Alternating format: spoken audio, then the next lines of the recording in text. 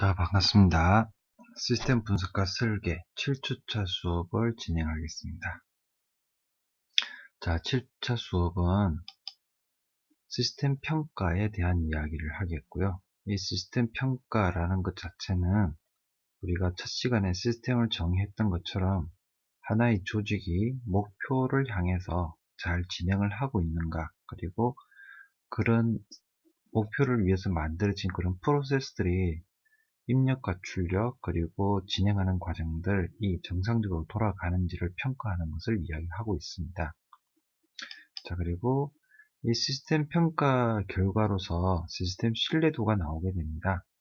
이 시스템은 얼마나 잘 믿을 수 있는 시스템인지, 전체 진행 과정에서 실수라든지 잘못된 부분은 없는지를 확인할 수 있는 그런 신뢰도 평가와 관련된 부분을 진행하도록 하겠습니다.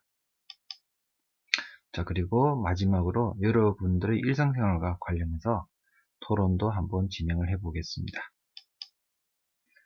자, 시스템 분석과 설계 7주차 진행하도록 하겠습니다. 자, 우선 시스템 평가란 무엇일까요? 그림에서 보시는 것처럼 정부 기관이든 어느 조직이든 간에 1년 내지는 2년 또는 새로운 시스템이 도입이 될 때 이 시스템이 정상적으로 진행을 하는지 안 하는지, 그리고 이 시스템의 효율을 평가하는 과정을 꼭 거치도록 되어 있습니다. 자, 그래서 새로운 시스템이 본래의 목적에 만족하는가를 평가하는 것을 가지고 바로 시스템 평가다라고 이야기를 합니다. 자, 그러면 시스템 평가를 하게 되는 목적에 대해서 보도록 하겠습니다. 평가의 목적은 무엇이냐? 네, 그림처럼 정확하게 얘가 맞는지 아닌지를 확인하는 거다라고 보시면 되겠는데요. 자, 첫 번째, 시스템의 성능과 유용도를 판단을 합니다. 우리가 돈을 주고 시스템을 구입했을 때도 마찬가지고요. 조직을 만들었을 때도 마찬가지인데, 그 시스템의 인건비부터 시작을 해서 시스템 운영비, 자원 운영비, 비용도 들어가게 되고요. 그 다음에 그 기대치라는 것이 있습니다. 했을 때는 결과가 무엇이 나와야 될 거다라는 게 있는데, 과연 성능적인 측면에서 제대로 나오는지, 그리고 유용도, 즉 우리한테 유리하도록 잘 나오는지 등등을 판단을 하는 게 되겠습니다. 자, 두 번째, 처리 비용과 효율 면에서 개선점을 파악을 합니다. 필요에 따라서는 종이를 사용하는 게 맞는지 틀리는지, 그리고 종이가 맞지 않다면 어떤 게 맞는지 등등 여러 가지 면에서 비용 개선 면도 나올 수 있겠습니다. 예를 들어 포스코의 경우 포스코에 있는 포항에 있는 공장과 광양에 있는 공장 두 가지 공장이 있는데요. 포항에서 만들어진 공장보다 광양에 만들어진 공장이 일자형으로 되어 있어서 효율적인 면에서는 더 좋다라는 그런 이야기가 있습니다. 결국 공장을 하나 짓더라도 설치하는 장비의 위치라든지 프로세싱 형태 이런 것들이 비용과 효율면을 고려하고 있다라고 보시면 되겠습니다. 자, 그리고 시스템 운영 관리의 타당성을 파악을 합니다. 시스템 운영 관리에 과연 정상적으로 되고 있는지, 관리하는 측면에 있는 사람들이 너무 무리하게 관리하는 것은 아닌지 등등을 파악을 하게 됩니다. 자, 그리고 지금 두 가지는 정보 처리 산업기사 문제에서 아닌 답으로 많이 나오는 것들인데요. 새로운 프로그래밍 작성 기법을 개발한다라는 것은 아닙니다. 프로그래밍 기법을 새롭게 작성할 수는 없고요. 적용을 하는 과정이죠. 그리고 두 번째로 시스템 운영 요원의 재훈련이라고 되어 있는데요. 시스템 운영 요원의 재훈련이라는 개념이 아니라 시스템 운영하는 사람에게 잘 쓸 수 있도록 지원해주는 방법이 들어가야 됩니다. 이것을 매뉴얼이라고 이야기하죠. 자, 그리고 시스템 평가에서 평가 방법을 알려드리겠습니다. 보이는 그림은 소믈리에들이 와인이 좋은 와인이구나 아니구나 라는 걸 평가하는 건데요. 이런 것처럼 주어진 시스템이 정상적으로 돌아가는지 어떤지 확인하는 방법을 이야기하고 있습니다. 자, 이용 부분의 만족도를 분석을 하게 되고요. 그리고 프로그램 정확성과 효율성 분석을 합니다. 자, 그리고 개발비의 운영 비용을 분석. 자, 그리고 하면 안 되는 것, 시스템 분석가의 만족도 분석입니다. 시스템 분석가가 사용하는 것이 아니죠. 이 개발된 시스템들은 실제 사용자들이 만족해야 되는 거고요. 시스템 분석가는 개발하는 사람이기 때문에 그 사람이 만족하든 만족하지 않든 오직 만족해야 될 사람은 사용자의 입장입니다. 자, 그리고 평가 항목들을 보게 되면 크게 몇 가지로 나눠지는데요. 첫 번째가 성능입니다. 처리 시간 안에 제대로 원하는 결과가 나오는지, 원하는 항목들이 나오는지 성능을 파악을 해야 되고요. 유연성입니다. 데이터의 변화라든지 환경의 변화에 따라서 적응이 가능한지 유연성도 볼 필요가 있겠고요. 자, 기능입니다. 원하는 기능들이 들어가 있는지. 자, 그리고 신뢰성입니다. 주어진 데이터가 믿을 수 있는 데이터인지 확인을 하는 거죠. 아웃풋이 정상적으로 나오는지 등등 이런 것들이 결국엔 신뢰성과 관련된 것들입니다. 자, 그리고 평가 항목에서 가격은 들어가지가 않습니다. 시스템 도입 당시에 이미 가격은 측정되어 있는 상태이기 때문에 여기서 또다시 가격을 확인한다는 것은 맞지가 않습니다.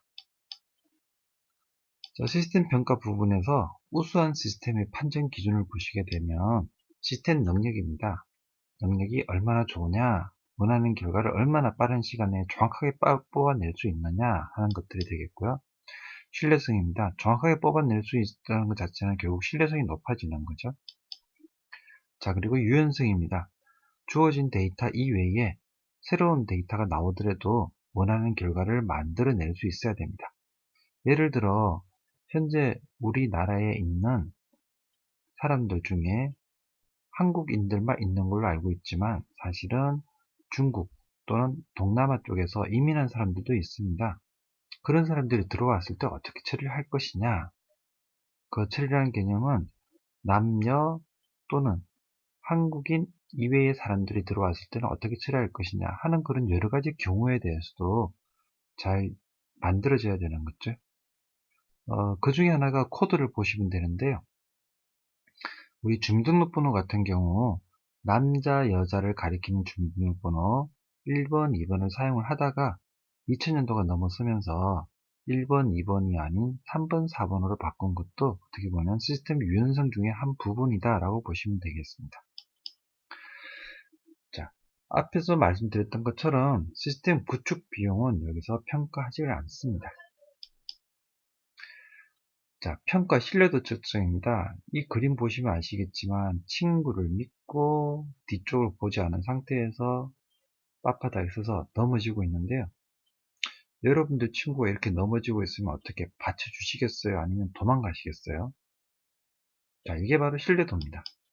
신뢰도, 주어진 시간 동안 고장 없이 가동될 확률, 모든 시스템들이 주어진 시간 동안에 아무런 이상 없이 원하는 것을 만들어낼 수 있는 그런 시간을 가지고 신뢰도다라고 보시면 되겠습니다. 자, 보시게 되면은 신뢰도 측정을 하기 위한 과정들인데요. 이 그림을 보는 방법은 자, 우선 밑에 시간들이 주어져 있습니다. 전체 작업을 하는데 8시간, 2시간, 9시간, 4시간, 4시간, 1시간의 동작을 했습니다.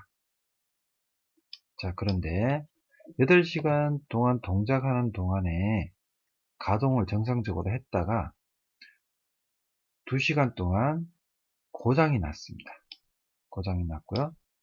또 9시간 동안 가동이 정상적으로 됐다가 또 4시간 동안 고장이 났습니다. 또 4시간 동안 정상적으로 가동을 하다가 1시간 동안 고장이 났네요. 자, 이럴 경우에 고장이 난 것을 가지고 TTR이라고 얘기를 하고요. 가동을 정상적으로 하는 것을 TBF다라고 이야기를 합니다. 자, 그러면 여기에서 방금 말씀드렸던 고장난 경우하고 가동하고 있는 경우를 서로 나누게 되는데요. 우선 평균 고장 간격 MTBF를 구하게 되는데요. MTBF는 상호 인접한 고장 사이에 가동된 시간 평균입니다. 자, 고장 간격입니다. 간격을 나타내는 거기 때문에 고장 시간 사이에 가동된 시간 평균입니다. 잘 기억하셔야 되고요. 자, 그러면 계산은 이렇게 나오는 거죠. A, 정상적으로 가동된 것들만 뽑아냅니다. A라는 시간, 몇 시간이죠? 8시간. 자, 그리고 정상적으로 가동된 C 시간, 몇 시간입니까? 9시간.